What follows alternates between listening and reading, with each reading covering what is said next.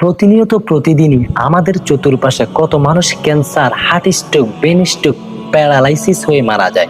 আমরা কিন্তু কেউ চাই না আমাদের heart stroke, brain stroke, cancer, paralysis হোক। আমরা সবাই চাই রোগ মুক্ত থাকতে। আপনি যদি এই ধরনের বড় কোনো রোগ থেকে বাঁচতে চান, তাহলে আপনি ছোট্ট একটি আমলের মাধ্যমেই কিন্তু আপনি এই ধরনের বড় রোগগুলো থেকে বেঁচে থাকতে পারেন। আমলটি হলো, আপনি যখন আপনার চতুর্পাশে কোনো cancer, heart stroke, brain stroke, প্যারালাইসিসের রোগীকে দেখতে যাবেন, দেখতে যাওয়ার পরে আপনি ছোট্ট একটি দোয়া পড়ে নেবেন। দোয়াটি পড়ে আপনি আল্লাহর কাছে সাহায্য চাইবেন। আল্লাহ, তুমি আমাকে এই রোগী ব্যক্তির মতো রোগে ফেলো না। দোয়াটি ভালো করে শুনবেন, আমাদের ভিডিও থেকে লিখে রাখবেন অথবা শিখে রাখবেন। দোয়াটি হলো, আলহামদুলিল্লাহ হিল্লাযী আফানি মিম্মা বাতালাকা বিহি ওয়া ফাদ্দালানি আলা কাসীরিম মিম্মান খলাকা তাফদীলা।